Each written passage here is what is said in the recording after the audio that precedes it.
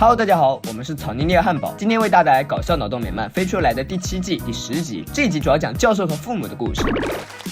一年一度的优质服务颁奖典礼拉开序幕，小黑只被提名为最佳自行人新人奖，与奖杯擦肩而过，小黑表示很难过。Fly 却说再不济也还有家人陪着，而我的那个侄子来都不肯来。颁奖典继续，这次不是颁奖，主持人对观众说，接下来让我们向过去1年因公殉职的快递员致敬，祝他们一路走好。主持人继续颁奖，但貌似除了 Fly 被提名的人都GG了。我想这大概就是 Fly 能得奖的最关键的一点吧。Fly 上台领奖并发表获奖感言，他掏出事先准备好的稿子读了起来。我要特别感谢我的侄子，他一直很关心我。Fly 望着教授空空的座位 ，Oh shit， 我念不下去了，太恶心了。直说吧，我的侄子就是个混蛋。然后拿着奖杯愤怒离开。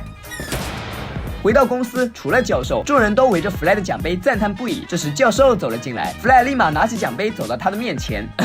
教授立马反应过来，哦，你的颁奖礼，不好意思，我忘记了，但我有个很好的理由。什么？那就是谁鸟你啊！说完，教授大笑的走开了。Fly 表示，如果我还有别的亲人活着就好了。这时一旁的约翰告诉他，教授的父母还活着，很多迹象表明他们还有生命特征，并且他们就住在虚拟退休员工之家。于是 Fly 和小伙伴即刻出发，果然名人效益就是好，他们不费吹灰之力便进入大门。而莉拉也表示，成功男人这令人窒息的魅力简直让人无法自拔。Fly 却一改常态，大庭广众注意点形象，转眼就来到了养老工厂，这里全都是各种各样的老年人。Fly 不解为什么要把他们这样挂起来，莉拉回答，都说是工厂了，那当然是用来发电用的。虽然这听起来有点荒唐，但事实就是这样。这就像黑客帝国那样的烂片，尽管已经烂到底的，但它还是被拍出来了。紧接着他们找到了教授的父母，班德表示家族基因还真是强大，一看就是你们沃斯家的人，因为都很丑。Fly 遗憾地说，真想看看他们在虚拟世界里是怎么过的。班德回答，那还不简单。紧接着拿出虚拟转接头盔，再把头盔插上电，一阵电闪火花后，三人成功走进了老年人的虚拟世界。不过这个类似于电子游戏界面的世界并没有大家预想中的那样好，这里的生活没有生机，非常枯燥。很快 Fly 找到了教授父母的房间，随即敲门，嗨，我是你们的远房亲戚，走开，我不搞3秒贷款。随后砰的关上了门。班德随即上前再敲门，支付宝到账，真人送款，请签收，谢谢。这招果然奏效，入门成功。进屋后的 Fly 向老人们说明了来意，我是你们的孙子。确定真身后，老人们十分开心，奶奶更是盛情的拿出了虚拟火腿堡，看 Fly 吃得津津有味，他很欣慰，已经有很多年没人吃我做的饭了，多年没见，自然是有说不完的话。三人其乐融融，相谈甚欢。他们聊起了教授 ，Fly 抱怨道，他无聊又无趣，简直就是个怪人。而教授父亲告诉他，这算什么？他小时候才更是奇葩。欢乐的时光总是短暂的，尽管不舍，可他毕竟不属于这里。Fly 不得不和老人们告别，又是一阵闪光，他们回到了来时的地方。Fly 俯身吻别二老，却不小心弄掉了电线，随即警报响起，哦，他们被发现了。监视工们即刻对他们进行抓捕，但在如此关键的时刻，飞行器居然没电了。于是莉拉立即拔出了废电池，随即把2位老人装了进去。一阵追击后，三人平安回到公司。二老就这样来到了儿子开的公司，约翰立即上前打招呼，你好，我是约翰，是个超级大人物。这时莉拉叫道，嘿约翰，你忘记倒垃圾了。哦，来了，别扁我。对于2位可爱老人的到来，大家以为最惊喜的应该是教授，谁知恰恰相反，教授不仅暴跳如雷，还说再也不想见到他们。众人对此十分不解。二老解释说，以前我们之间发生了些不愉快的事，但那些都是过去了，别影响了我们串门的兴致。三人在前面逛，教授也没闲着，他们走到哪里他就跟到哪里，时刻注视着三人的一举一动。这天三人兴高采烈的回来，遇见了正在清洁飞船的艾米和莉拉。哦，看起来你们玩的还不错。那是当然，刚才由于二老碰瓷了冰淇淋店，我们还吃了免费的冰淇淋。而正在这时，莉拉和艾米发现了鬼鬼祟祟跟在其后的教授，所以2人打算叫教授谈谈，谁知道教授刚好在洗澡。还是说重点吧。还没等2人开口，教授便哭诉道，我爸妈一点都不爱我，所以我恨他们。怎么可能？哪家爹妈不爱娃？教授继续说，爱我，他们可从来没像爱Fly那样爱过我。过来，我要把我悲伤的往事讲给你们听。可以是可以，但先来点泡沫吧。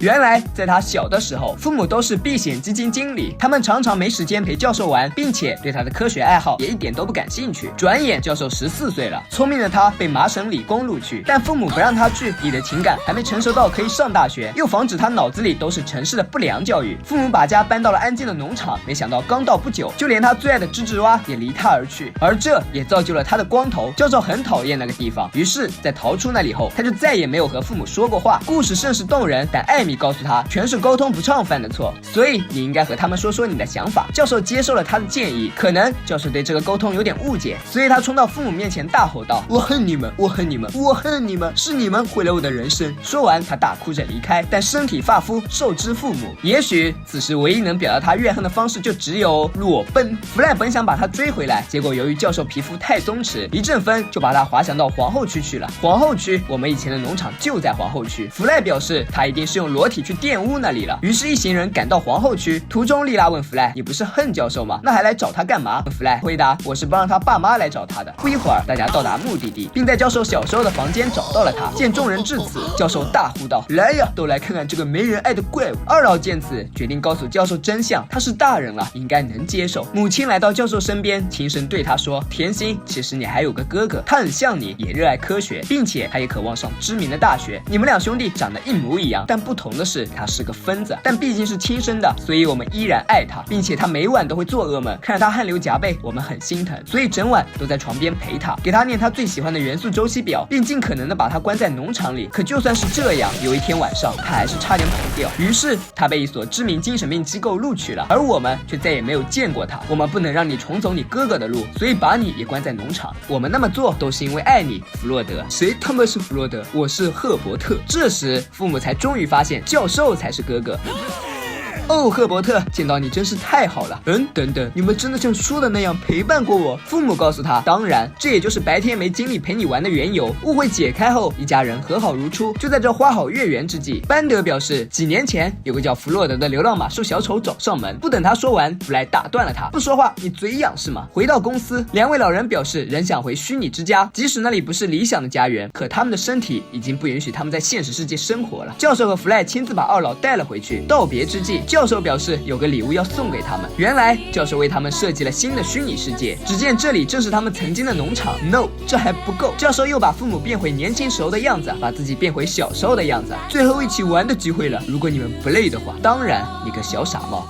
小时候的教授总认为父母的陪伴很少，独裁很多，他认为这些导致了他不幸的童年。如果没有这次机缘巧合的随心畅谈，也许他还会在怨恨的纠缠下浑浑度日。随着年龄的增长，父母与孩子来说很近却又很远，他们时而是唠叨的怪物，时而是沉默的知己，时而不可理喻，时而关怀备至。正如人无完人，世上也没有完美的父母，但他们一直记得把最好的全都给你。也许是忙于塞给你好东西，所以忘了告诉你他的心意，这也就导致了他情你不领，你心他不知。久而久之，淤塞的管道会炸裂，大家纷纷不欢而散。直到有一天，他突然随意地说起了往事，于是你恍然大悟：为人父母是世上最难做的一种职业，不可辞职，不可懈怠，不可草草了事，不可提前下岗。但他们却乐在其中，寥寥一生无从说起，唯独那个我深爱的孩子，是我这一世道不尽的喜乐。本期视频就到这里了，喜欢的小伙伴别忘点赞、评论、加关注，咱们下期再见，拜拜。